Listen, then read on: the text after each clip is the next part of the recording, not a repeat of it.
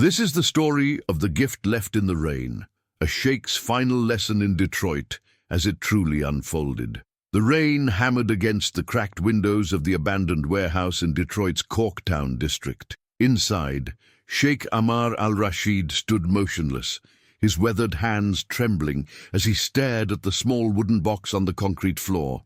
At 73, his once commanding presence had softened into something more profound, a man carrying the weight of impossible choices. The box contained everything that could destroy 3 families, including his own.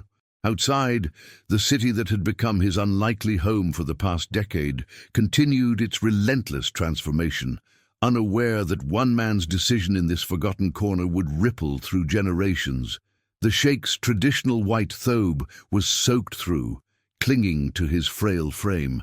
He had walked here from his modest apartment on Michigan Avenue, past the coffee shops where young entrepreneurs typed furiously on laptops, past the community garden where Mrs. Rodriguez tended to her tomatoes despite the October chill.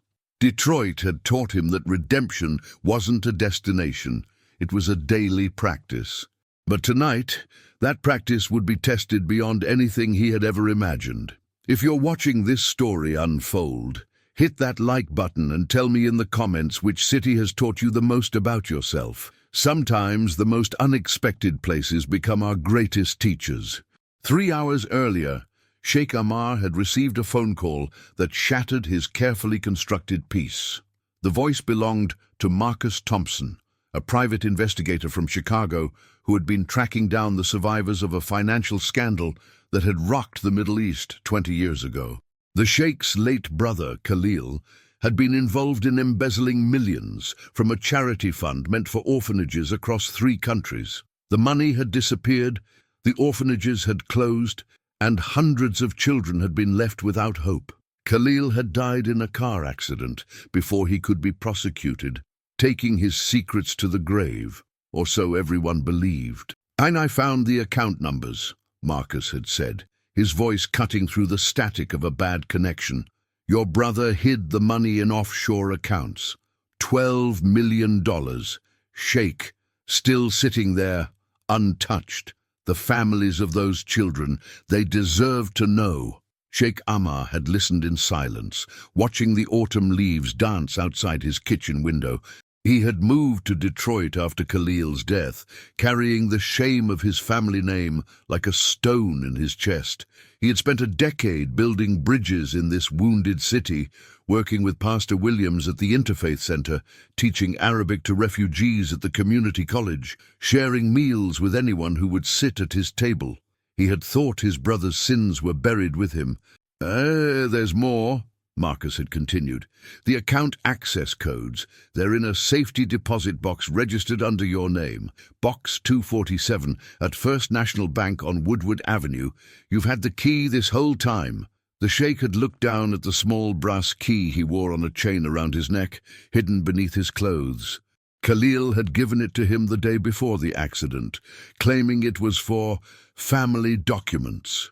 For 20 years, Sheikh Ammar had carried it as a reminder of his brother's memory. Now it felt like carrying a dagger against his heart. The rain intensified as Sheikh Ammar knelt beside the wooden box in the warehouse. Inside were the documents Marcus had delivered, bank statements, account numbers, transfer codes, everything needed to return $12 million to the families whose children had suffered because of his brother's greed. But there was something else in the box, something Marcus didn't know about, a letter written in Khalil's handwriting, explaining everything. The letter revealed that Khalil hadn't acted alone. Their cousin Rashid, now a respected businessman in Dubai with 3 young children, had been the mastermind.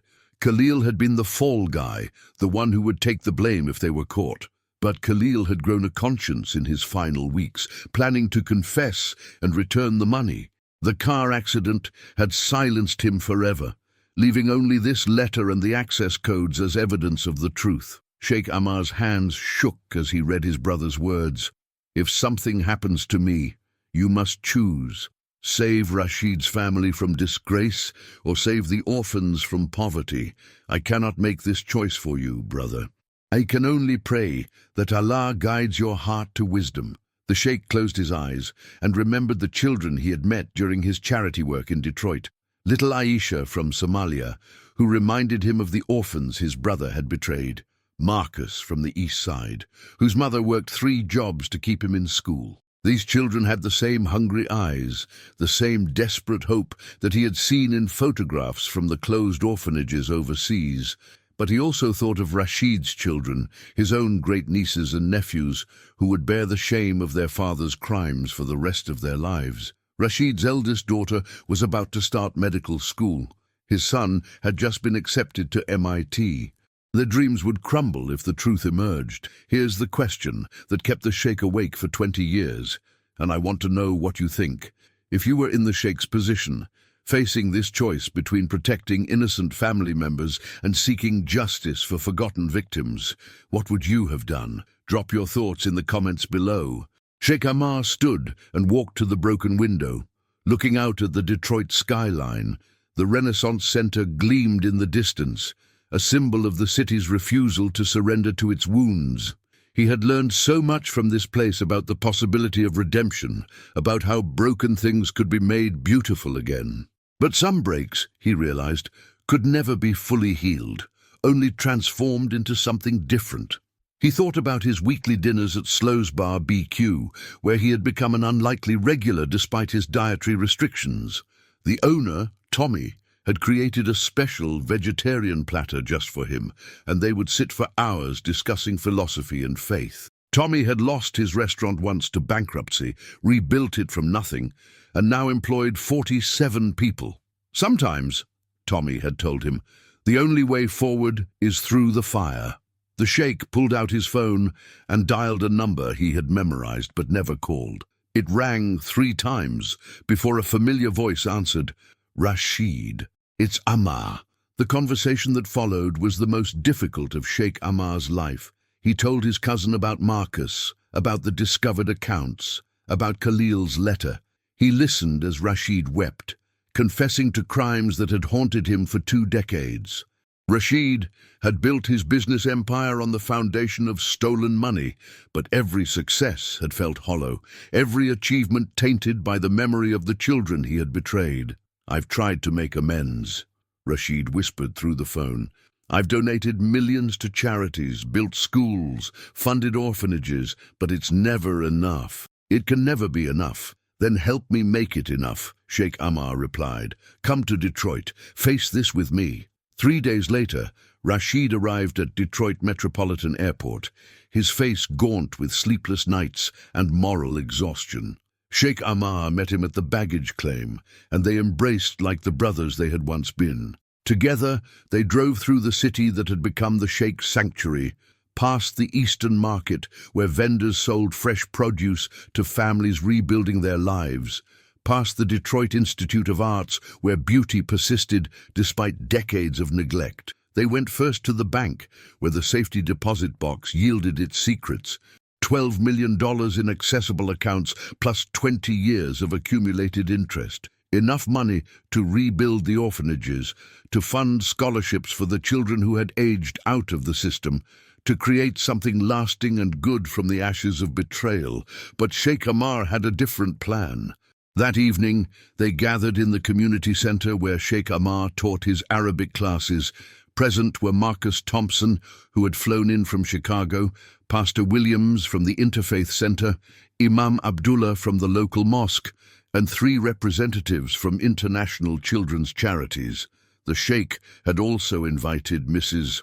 Rodriguez from the community garden, Tommy from the barbecue restaurant, and a dozen other Detroit residents who had become his chosen family over the years. "I want to tell you a story," Sheikh Ammar began, his voice steady despite the magnitude of what he was about to reveal. A story about shame and redemption, about the weight of family loyalty and the price of justice. He told them everything. About Khalil's crimes, about Rashid's involvement, about the 20 years of carrying this secret like a stone in his heart. He spoke about the orphans whose futures had been stolen, about the families who deserved answers, about the impossible choice between protecting the innocent and punishing the guilty. When he finished, The room was silent, except for the sound of Rashid's quiet weeping. But here's what I've learned in this city," Sheikh Ammar continued, his eyes moving around the room to meet each person's gaze. "Redemption isn't about erasing the past. It's about transforming it into something that serves the future." He outlined his proposal. The money would be returned, every penny, to establish a foundation for orphaned and at-risk children worldwide. But it wouldn't be anonymous.